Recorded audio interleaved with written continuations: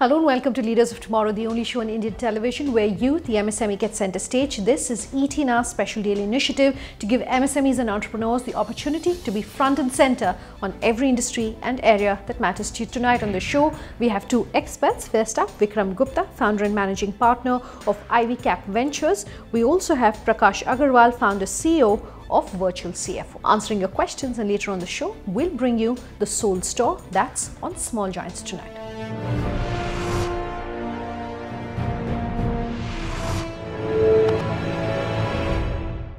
Gentlemen, thank you very much for your time tonight, Prakash, Vikram, for coming down, talking to us, talking to our viewers about some of the relevant questions that are coming in that our viewers have sent us. At the end of this episode, as always, we'll tell you how you too can get in touch with us if you have any questions for our experts. So let's quickly then dive into the first question we're getting tonight. Dheeraj Ketan has sent us this tweet to say that they're manufacturers and exporters of raw cotton, carded organic cotton, combed compact organic yarns, etc. He says they're exporters and all export items related are rated zero duty, but our purchase includes GST, so they need to compulsorily refund and they need to get the compulsory refund from GST. His question tonight to our experts is that his refunds are pending and no one knows what to do and what the refund procedure is. After some time, he says all our working capital, in fact, may just get blocked as far as the refunds are concerned. What is the situation, is his question. So this is a genuine problem. Actually, in fact, some of our portfolio companies are also facing the same problem. I think the part of the problem is also linked to this entire GST issue being very new. The government itself is trying to figure out the best way to really help out. The intention is right, but I think the systems are not yet geared up to really help entrepreneurs here. So I would say that, my advice would be just hang in there for a little bit more. I think there is a genuine effort going on, as per my understanding, to really help out, and hopefully this should get resolved very soon. I know there have been issues related to system itself, uploading information on websites, and then a lot of follow-ups are happening, and still the payments are not happening. But I think hopefully this should get resolved soon. Okay. Yeah, I would agree with Vikram. It's a genuine issue, and the best way is plan for what you can't help. Business plan is just on the corner. Like as Virtual CFO, we make a lot of business plan in February, March. So whoever is doing a business plan, factor it that look, in next few months, this is going to be issue, and that much money, you don't plan as an inflow, you plan it as a money blocked. And that's the only way you will get this problem out. And as Vikram said, there is genuine efforts being made. GST things are improving day by day. All right, fair enough. Dheeraj, that's in response to your question. Thank you very much for sending us that. And like our experts are saying, set aside a contingency fund, but also look at how in the initial years of your business, how you can be frugal so that you ensure that you do have something to fall back on if it comes to that. But GST will get sorted out. It's still initial days yet. So things are going to get clarified and move along. Let's move on to our next question. This is an email that's coming to us from Ravindra Dayal. Ravindra has sent us this question saying that he works in the automotive business. As far as the quality of people from schools and colleges is concerned, Ravindra says the curriculum, staff, machines, everything is outdated. I want to know what the solution is to this. Also, he says people don't want to work on the shop floor.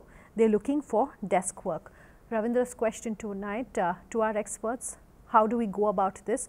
Two-part question. First and foremost, I want to talk about what is happening as far as the quality of manpower is concerned. One, of course, is training at your own end. You hire them, you're spending X amount of time, and you're training them. But that's not going to be cost effective in the long run. Actually, it's quite interesting. I think NSDC is funding quite a few skill development institutions who are actually helping build blue-collar skills, especially in remote areas, tier 2 cities. For example, I visited Bhubaneswar, where there are few institutions who are actually dedicating efforts to build skills in blue-collar areas and doing a very good job at that. So I would say that it's not that people are only looking for desk jobs. Yes, if you start looking at metros only, or you start looking at higher institutions, and of course those people have paid larger money to complete their degrees, so they'll be looking for higher returns, and therefore they'll be looking for desk jobs.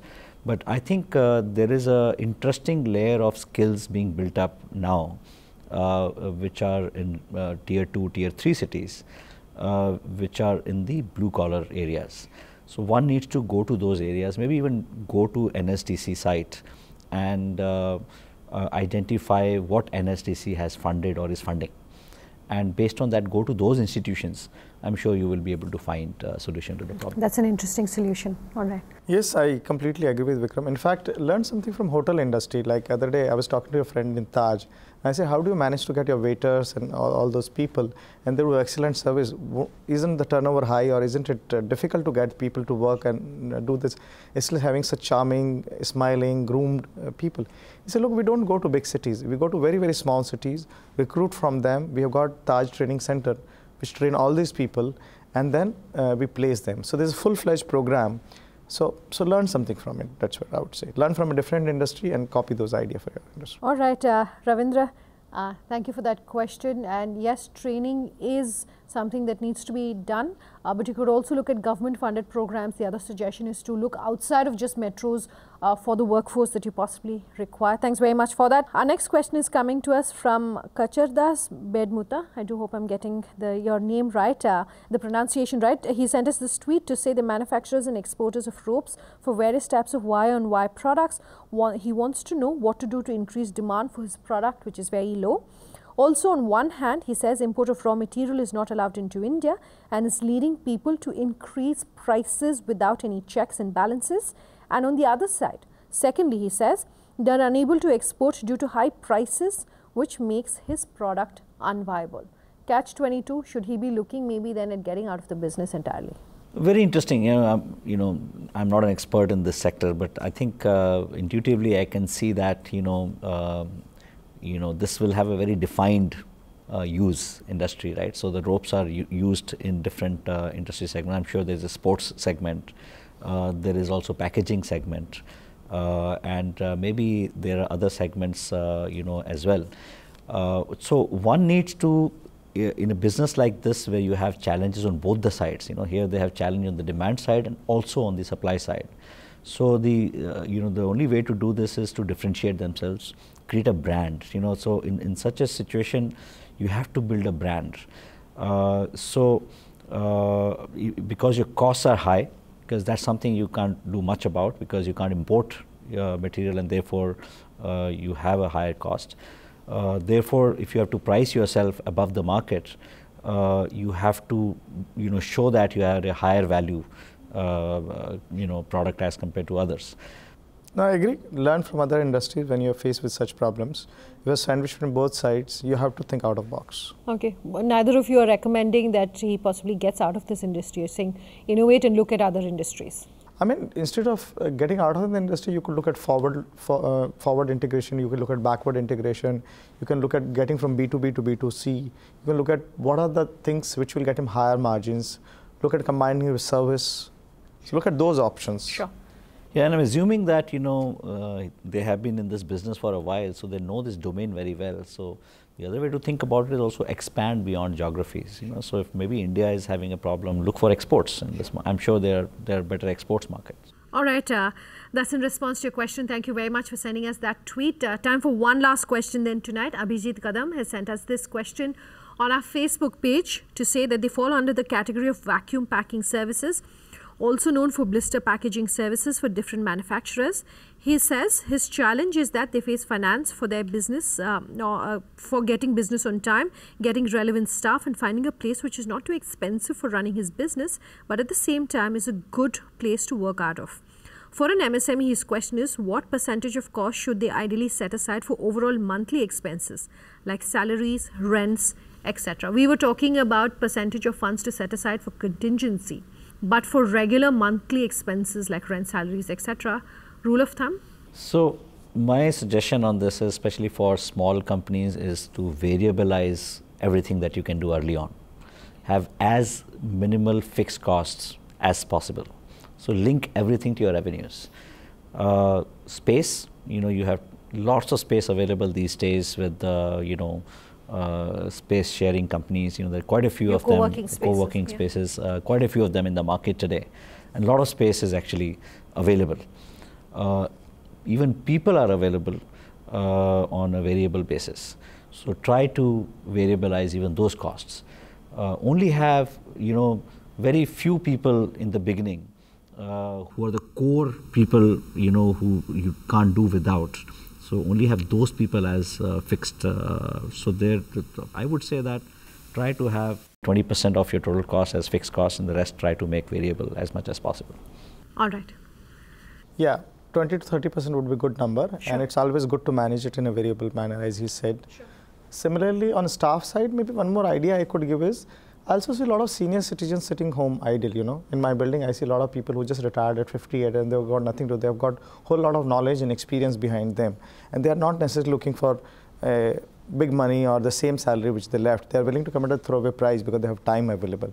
So look for innovative ideas like talking to a senior citizen and getting him a few days in a month on a flexible hours to reduce your staff cost. All right, some very interesting suggestions coming for you tonight, Abhijit. Thanks for sending us that. And gentlemen, as always, thank you very much for your time tonight. Thank you. Thank you. It's time for a break. On the other side, we'll feature the Soul Store. That's coming up on Small Giants. Do stay tuned.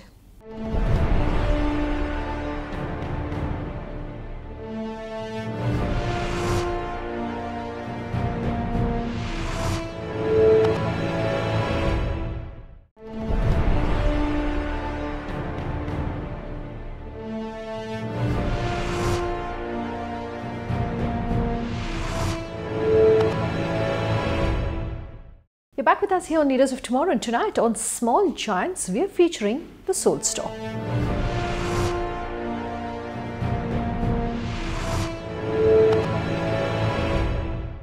It wouldn't be far-fetched to say that all of us at one point or the other have perhaps wanted to be a superhero or be able to cast spells in Latin. Tapping into that craze is Mumbai-based The Soul Store, which creates licensed merchandise to be retailed. Shvangi Sinha caught up with this company to understand more about this industry and market. Take a listen.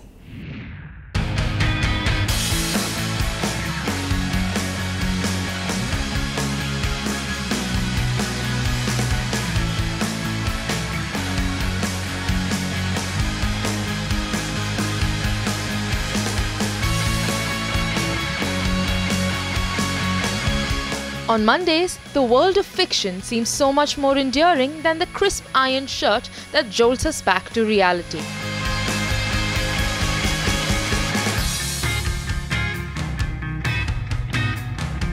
While this might seem like the most relatable sentence you've heard all day, this very thought gave birth to a profitable business idea for 3 movie enthusiasts in Mumbai.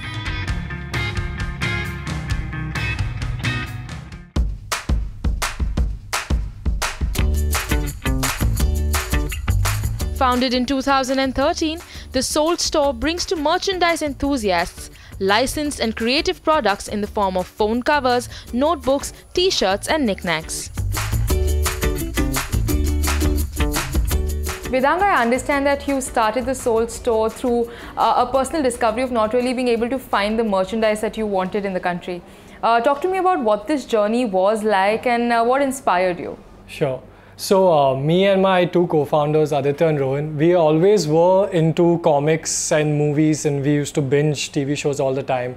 We used to work together in the same office, and back there we, day in and day out, we used to talk about fan theories and what happened in the latest, issue of the comic book. And we realized that, hey, if we did this every day, wouldn't it be something better than what we're doing right now? Because we really enjoyed it.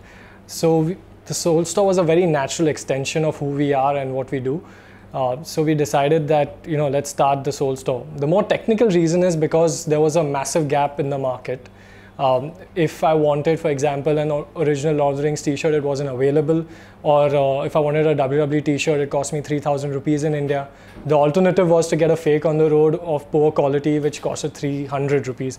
So you see, there were 2 massive opportunities of either going 300 rupees fake or getting the original at about 2,000-3,000 rupees. So we thought that, this makes more sense if we just started in India and sell it at a more reasonable cost and see where the market goes from there. Now Vedang, let's talk about the products at the Soul Store. I think the licensed ones form a large portion of the offering. So what is it like to get these licenses? Is it easy or is it difficult? And what really are the costs involved perhaps? So today the Soul Store is the largest online licensee in India, where we have the largest number of licenses and products for film and TVs like superheroes like Batman, Superman, all the Marvel characters. We have movies like Harry Potter, The Lord of the Rings, Star Wars, TV shows like Friends, The Big Bang Theory, and this list is pretty long, you know. So the licensing process is very different for different licensors. Because of the licenses that we hold today, it's very easy for us because everyone wants to now just partner up with the Soul Store since we relate to what they are trying to sell. Initially, it was much tougher. You had to prove yourself, you had to prove your numbers, your quality, how you would project the brand. They're much stricter initially because they are very scared of you maligning the brand. For example, if I have a Disney product and the quality isn't up to mark, not just my brand, but also their brand gets tarnished. So initially, it's very tough. But now, now we know the template of how to go about things, and it's much easier for sure. Now, apart from the licensed products from Disney or Marvel, you also offer a range of products from local artists like, say, an AIB or YouTube sensations. Talk to me about what the market really is like for these products, and is this one of the things that perhaps differentiates you?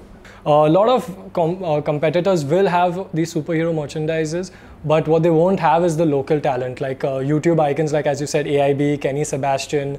We have musicians like Nuclear on our website. One, it's really good fun talking to these guys, meeting these guys. There are strategies that we make it really easy for them. If they want to get their merchandise made, what we do is we just say, hey, just tell us yes. We'll do the ideation, we'll do the designing, we'll put it up on a website, we'll courier, we'll do the exchanges. All the headache is ours. You know what? For you get royalty at the end of the day, and your fans get to wear your merchandise. All you have to do is just say, hey, get my merchandise at the Soul Store. Now, I'd probably like to say that the market for these kind of products are perhaps niche.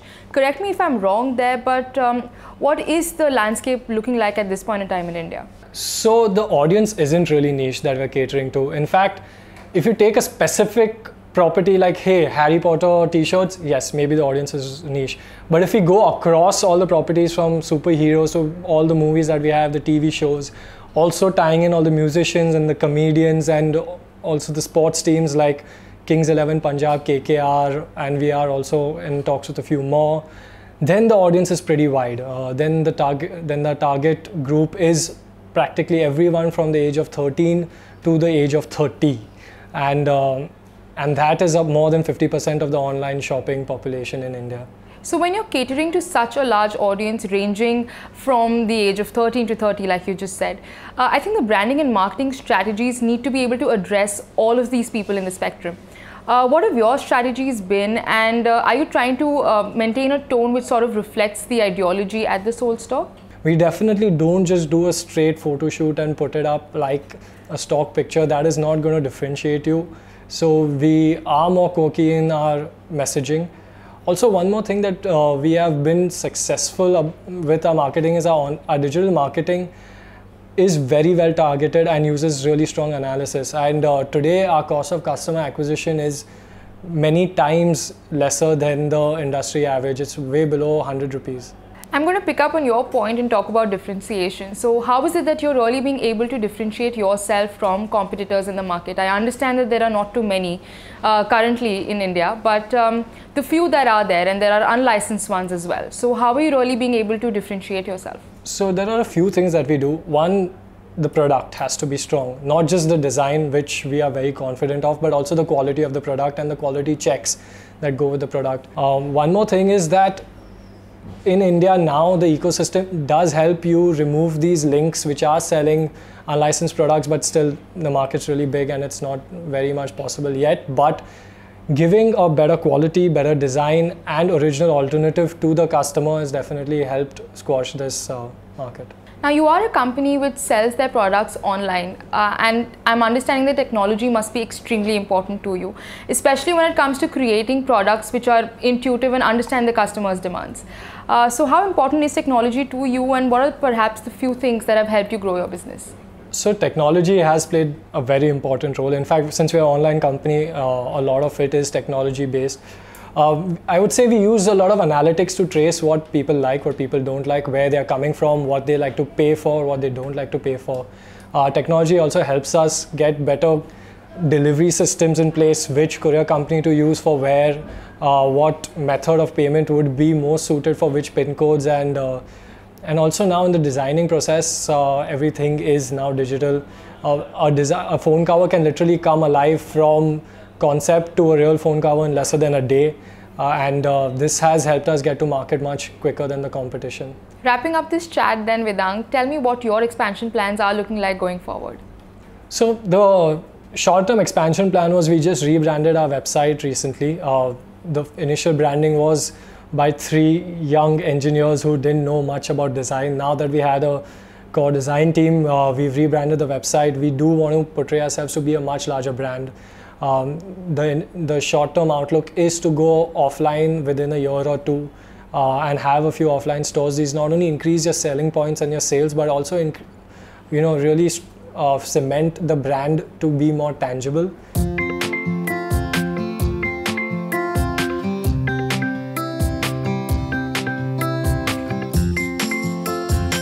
With an army of talented artists backing the vision of the 3 brains behind the Soul Store, pop culture is fast filling the spaces between being grown-ups and never really wanting to grow up.